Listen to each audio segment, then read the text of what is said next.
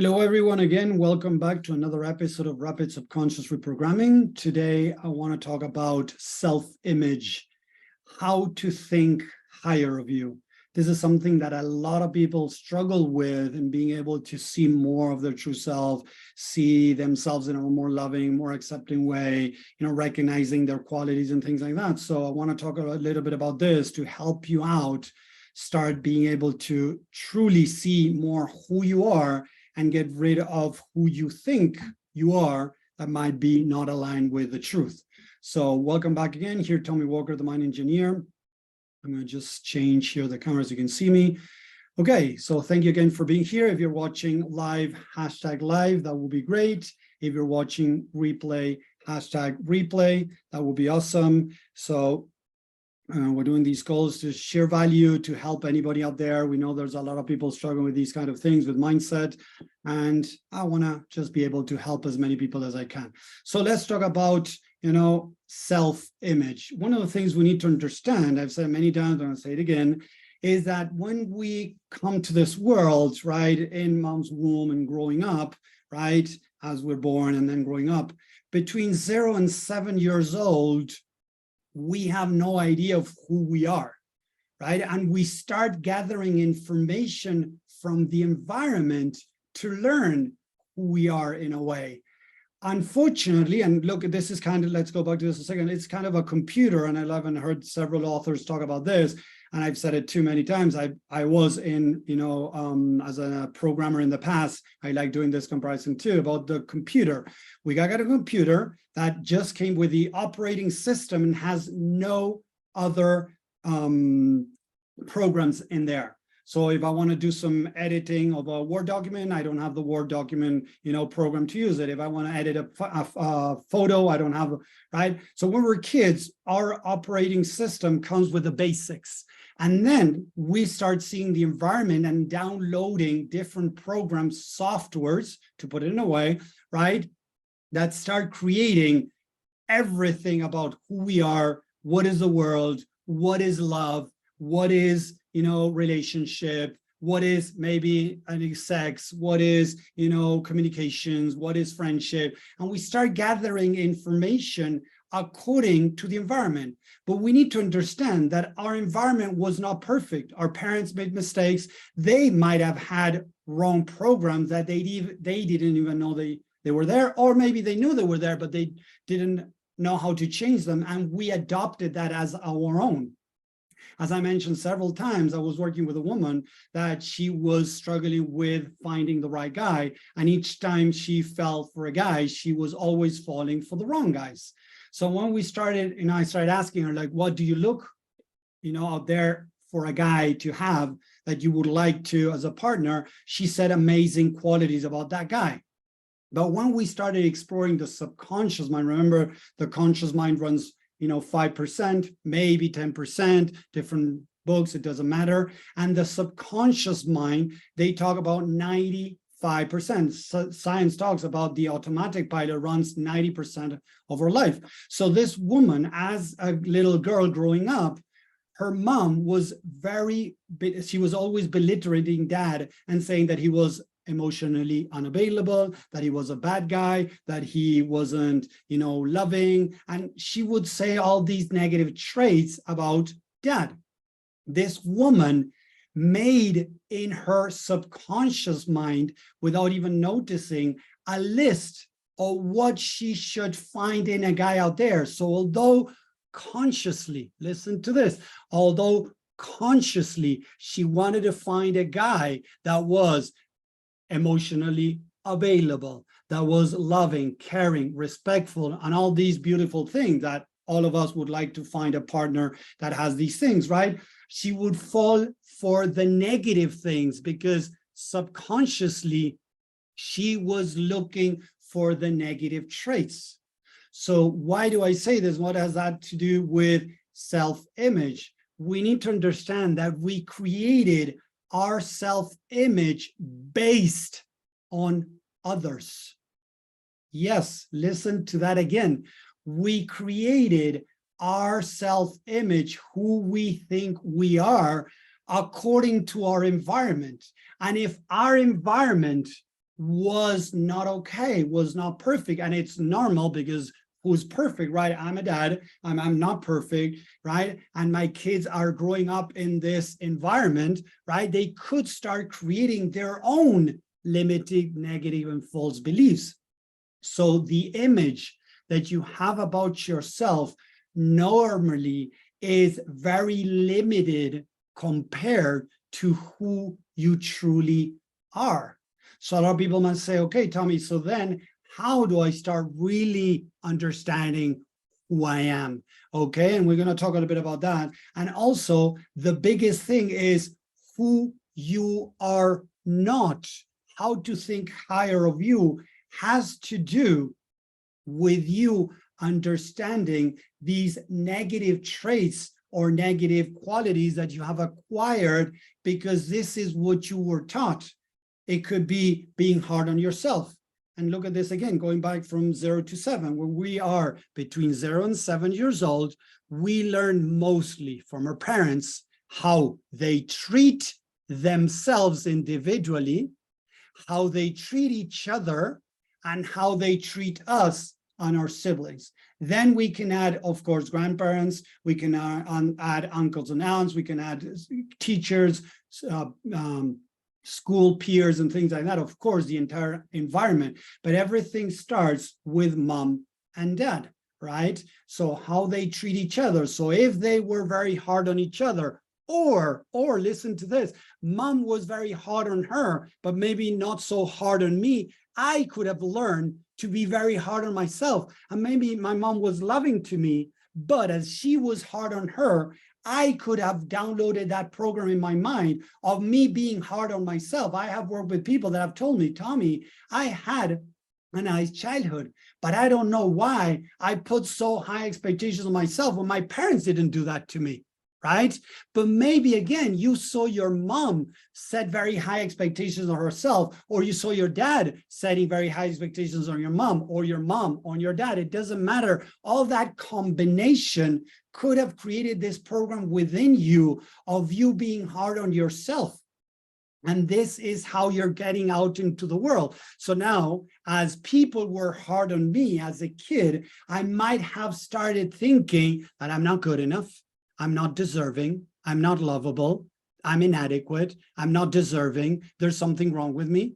And I start creating these limiting, negative, and false beliefs that I'm starting to call more and more, mostly in the sessions that I'm with people working one-on-one, I call them partial truths. Why partial truths? Because your parents, as they were being hard on you, maybe, or your mom being hard on her, and you started creating that behavior, you had limited information and not the maturity enough to say, oh, that's not okay what mom is doing to herself, or, oh, it's not okay that my mom is being so hard on me. I'm doing the best I can. You didn't have that maturity, that developed mind to be able to separate yourself from who you are according to how you're treated. And listen to that again, who you are according to how you are treated. Because each time, most of the time, we were not treated with love, with respect, we could start thinking, because as kids, we are the center of the universe, that there is something wrong with me, that I did something wrong and I am the problem. And maybe mom and dad are fighting in front of me, and I start thinking that I'm the problem because they're fighting. And maybe it has nothing to do with me, but I start thinking that I am the problem. Why? Because that's how the child mind works. So if I understand these things, I can now start working on developing, right, and exploring, let's put it this way, exploring what is my self-image.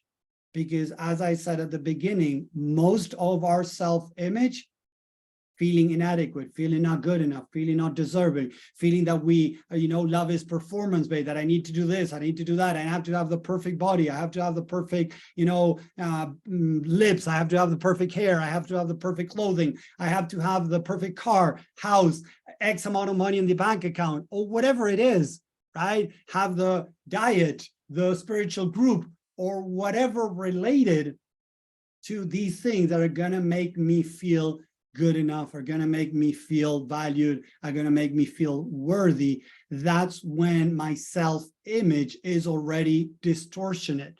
Because the truth is, and this is what I believe, and this is what I share with others, is that we are amazing spiritual beings that are living a human experience, but we have gotten so entangled, so intertwined with this human part of us, so in a way scrambled up with this human side of us, forgetting our true self, our spiritual being. So interesting and little sad, but revelatory. Thank you, Suzanne, for your comment there. So we need to start challenging in a good way, exploring our own beliefs.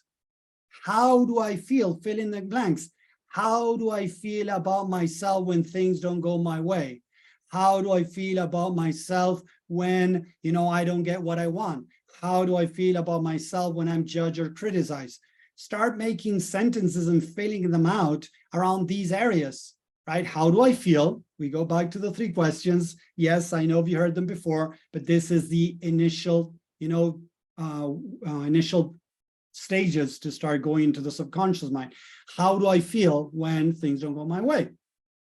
Why do I feel this? How do I feel when I don't get the job that I want? How do I feel when I don't get the clients that I want? How do I feel when my partner doesn't treat me I would like to? How do I feel when my parents don't give me the recognition that I would like to, or my friends, or my family, my partner, whatever? How do I feel? Why do I feel this? Try to start finding a little bit of the story around it, because, I would like my partner to really tell me that I'm doing a great job. Why do I need my partner to tell me that I did a great job? Because, if my partner doesn't say that, who's going to say it, right? So I start finding the story, and then I'm going to ask myself, okay, how would it make me feel about myself? So how do I feel? Why do I feel this? And how does this make me feel about myself if my partner is not telling me what a great job I'm doing? It makes me feel a loser. It makes me feel like a failure. It makes me think that I'm not worthy. Those things that you're starting to discover about yourself are your negative self-image, your partial truth about yourself. And if it's difficult to do it that way, what I could recommend is you start in a way projecting onto others what's going on. So how do you feel your partner, how do you feel a partner thinks about you when you don't do things right? Or if you're not perfect? Oh, if I'm not perfect, I feel that my partner makes me feel, or I think that my partner makes me feel not good enough, unworthy, not lovable, whatever. So you start putting on others what you are telling yourself. So you need to start exploring the mind. The thing is, first of all, you need to become 100% responsible of these things. You need to understand that you are creating these things. So if I think that I'm not worthy because my partner is not recognizing the work that I do, or not making her feel loved or whatever, I already believe that. Whatever you're getting triggered with, whatever you're struggling with, is something that you already believe about yourself. So if I believe that, oh, this person made me feel not worthy because of what they said, I gotta own it and change it into or where am I making myself feel not worthy?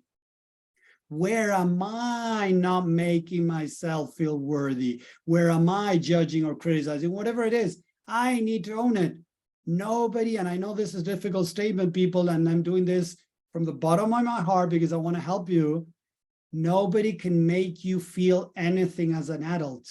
You have the power over that. So if somebody disrespects you and makes you feel blah, you need to understand that you are making yourself feel blah. Because if not, it's going to make it very difficult to change. Because if I expect others to treat me with respect, to make me feel happy, to make me feel worthy, I want to try to control others. And I'm going to ask you something. Have you ever fallen into people pleasing, not speaking up your mind because you were scared of what others would think or say about you? People pleasing is a perfect example, not speaking up your mind, not, saying the truth of how you feel, what you think, because others might not like it. Yes. You need to understand that it has to do with you in a way not accepting and loving yourself. And this is very important to recognize. Yes, we need to recognize what is going on. That has to do with maybe a lack of self-worth. Because if I love myself, if I feel that no matter what I say, if others don't like it, it's on them. And I don't mean being aggressive. I don't mean hurting others. Although they are hurting because of their own stuff, it doesn't mean that I can still go and do that. Don't take this out of context, guys, because I've heard a lot of people changing this story about this. Be careful with that. I'm not saying that I'm going to go there and say whatever I want, but I need to understand that if maybe I'm holding back, I might not be doing a favor to the other person, because if the other person is not behaving correctly, imagine that a person owes me money and I don't want to tell them to give it back to me because it might trigger them. That is not good for me, and that's not good for the other person, because if the other person you lent money to them and they told you they're going to return it in a month or two and they haven't returned it yet, that's on them. And if they get triggered each time you tell them to give you back the money, that's on them. That's not on you. You're just asking for something that is fair. So we got to learn, and this is the most difficult part, people, to discern, to be able to separate when it has to do with me and what it has to do with the other person. Because again, if I'm, sharing what's right for me, as if somebody did something, like somebody, I don't know, bumped into my car and now they try to leave without giving me the insurance policy or sharing information or try to pay for what they did, and I try to stop them and they get pissed. Did I do something wrong? Maybe not. Maybe I was part where I shouldn't. That's on me. But maybe I did part where I should, and this person was not paying attention. They crashed, and now they want to pretend that it's not on them. They want to put it on me. Now it's I need to discern what belongs to me and what doesn't.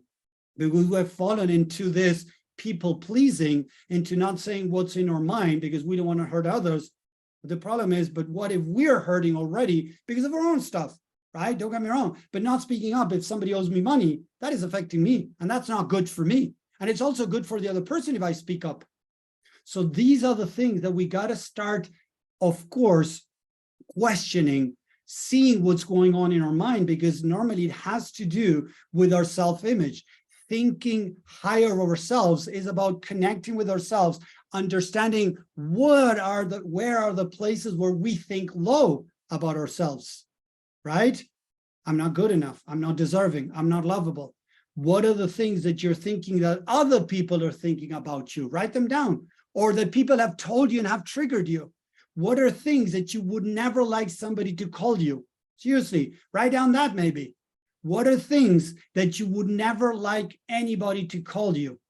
That might be related with things that you believe about yourself. That again, it might be a partial truth. I'm not saying it's the truth. I'm saying that it's a partial truth. But it's something that maybe happened in your childhood, again, from those 0 to 7 years old, or maybe a little bit later. Don't get me wrong, the mind keeps downloading stuff and changing and adapting. But the most important years of our life are from 0 to 7. Even studies prove that when we are in mom's womb, our mind is starting to create programming.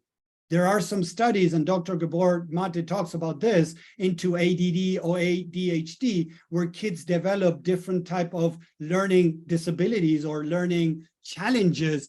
And it could, let's put it the right way, sorry, it could be connected with their upbringing. And there are more studies that are relating that. So instead of just dealing with medication, and I was supposed to have ADD, ADHD, and I've shared my experience where I was able to sit down for an hour, half an hour, and up to 4 hours meditating without having a problem of having to move. And I was told that I couldn't stop moving. That was my insecurity. That was my negative self-image, that I needed to keep moving so that my mind was busy and not thinking of the pain that I was feeling. It was a protective mechanism. Now I can stay still much longer for my mind and my body. It doesn't mean that I was 4 hours still in my mind, not thinking about different things. No, don't get me wrong, people. It's very difficult to be with a still mind for 4 hours. I've never done it before, but I was able to sit still for 4 hours meditating while my mind was going back and forth. Don't get me wrong, but I was able to do it for 4 hours. If I supposedly had ADD or ADHD and not medicated, I wouldn't have been able to do that. And I a lot of people come to me talking about their different disabilities. And the truth is, I feel and experience, and even science is starting to prove it. It's not just Tommy, right? Because just Tommy wouldn't count much and it's okay, right? But science is starting to prove that there's a much more, connection between what's going on today in your mind, in your body, with what happened in your first years of life. So again, your self-image comes from childhood. What others made you believe about yourself. When your parents maybe called you, grumpy, when your parents called you, don't be angry, you're bad, you're mean, things like that, that they started tagging you. As kids, we couldn't separate and say, oh, I did something wrong. That doesn't mean that I'm bad or I'm a bad kid. We got to be very careful. And I still listen out there. Today, I was watching a guy that is amazing how he talks about, relationships and marriage. This guy talks about how he cheated on his wife and he calls himself a cheater. I'm a cheater. No, you're not a cheater. You did an action that is cheating, but that doesn't mean that you're a cheater. Or when people say, I'm an alcoholic, I'm sorry, but that's not your true self. That is an action, a behavior you created to try to protect something deeper. But I don't believe that the spiritual being is a cheater, is an alcoholic, or is a drug addict. If we are made from the universe, from God, a lot of people in these 12-step programs coming from, God, we are made in the image of God, and then they call themselves alcoholics or drug addicts. I believe that there is some type of clash there of their self-image. That's not who you are. Yes, you got to be careful, not to falling into that behavior again, for sure. Have it in check, but define yourself. I am an alcoholic. It is very powerful to the soul, to your being, because that's not who you truly are. That is something you fell into because you were trying to cope with pain or things like that. So we got to be very careful with the things we say. When we say, I'm stupid, I'm slow, I'm this, I'm that, that could be a temporary thing that could change. Because again, yes, it is true that a person that drank alcohol has to be very careful, that fell into alcoholism, being on check all the time because they can relapse, of course. But that doesn't mean that they are alcoholic. I am an alcoholic. No, that's not entirely true. That is my perspective of this, because they're tagging themselves in something. So they're putting a roof over their heads and not be able to discover their true self, their true self-image, and be able to think higher of themselves. It's amazing when I listen to people talking how much garbage they throw at themselves and they're not even aware of it.